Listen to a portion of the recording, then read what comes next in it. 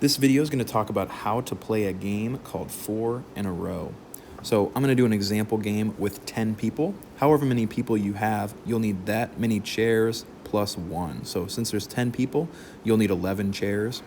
Because the game is called 4 in a row, you will need 4 special chairs. So here are my 4 special chairs, 1, 2, 3, 4.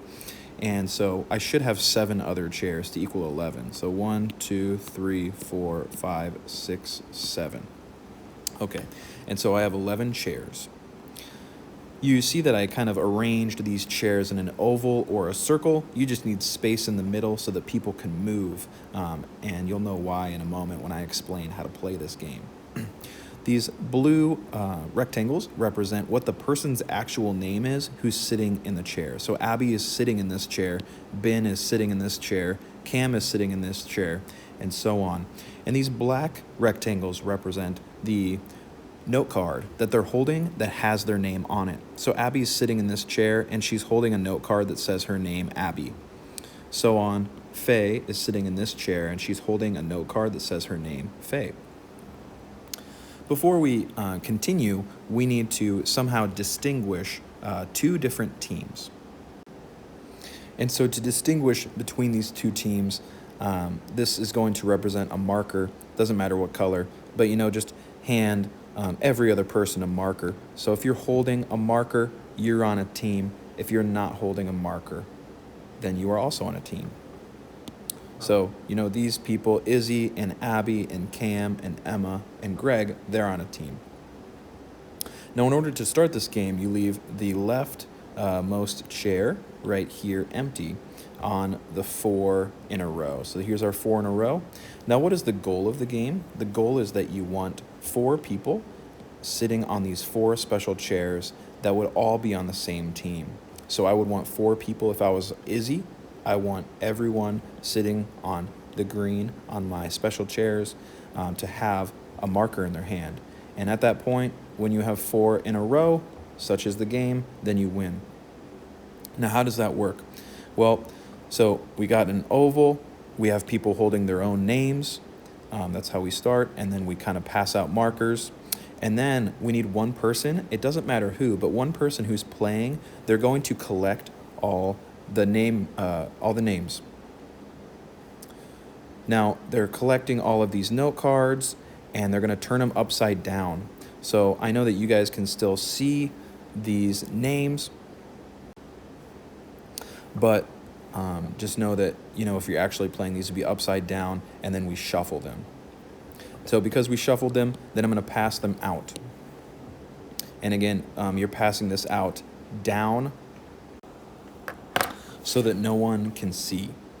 So Abby, so let me just pass all these out first.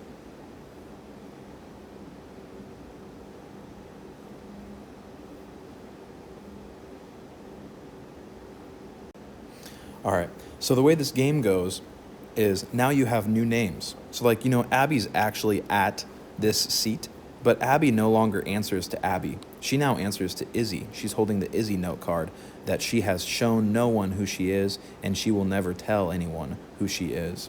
Ben is now Josh, Cam is Hugo, and so on. So Faye now answers to Ben. So whoever can put their left hand in the empty seat, they're going to go first. So Josh is going to go first. Obviously, he actually answers to Abby, and so he's going to say, maybe he says, Josh, I want you to sit here. Now, if he says, Josh, you sit here, then Josh, who actually answers to Josh, so that would be actually Ben, so whoever answers to Josh would now move, and now they are sitting there. Now, it is worth noting that Josh, right here, Josh called his name, so Ben moved because he answers to Josh, and now there's an open chair. Anytime you call a name, it creates a new open chair. So now Abby, who answers to Izzy, now can call another person. So Abby can call any name she wants. She's not, except you cannot call your own name. But obviously you can call, if this is Abby, her name's Izzy, she can call Abby. So she'll call a new name, and maybe she says Greg. And so the person who answers to Greg is actually Dale, and so Dale will move over here, and so on. And this continues, and actually the group with no markers is in a great place because they have 1, 2, 3 people. So the objective would be if they could figure out who this person is and they could get him off and they could replace him with, somebody else that doesn't have a marker, then they win. And so that's how you play 4 in a row.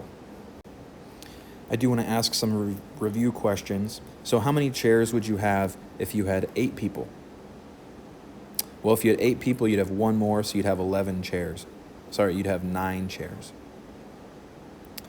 And do you ever show anyone your note card? No, you don't. Do you ever ask someone, hey, who are you? I forgot. No, you don't do that either.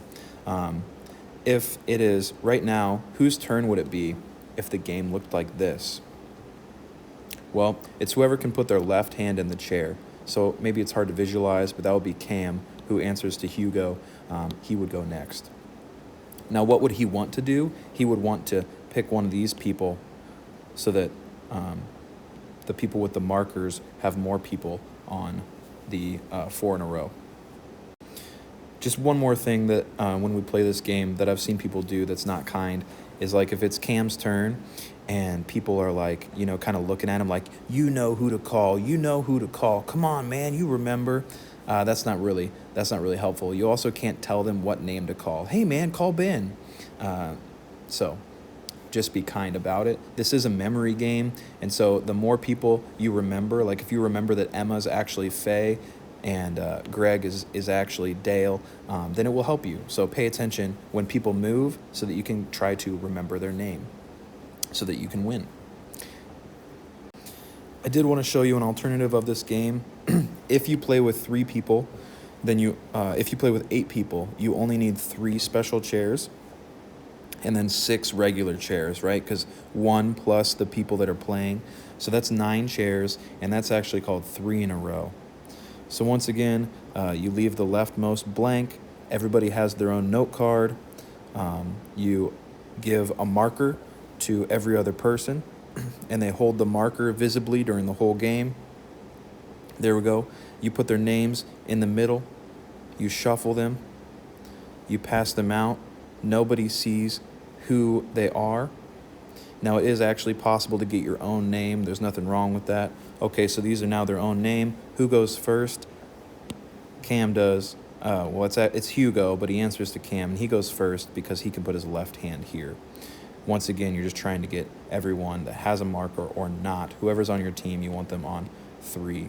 And this version is a little bit easier because there's less people for names to memorize. Thanks for watching and learning how to play an awesome game. I'm sure you'll love it. 3 in a row with 8 people, or it's called 4 in a row if you play with 10.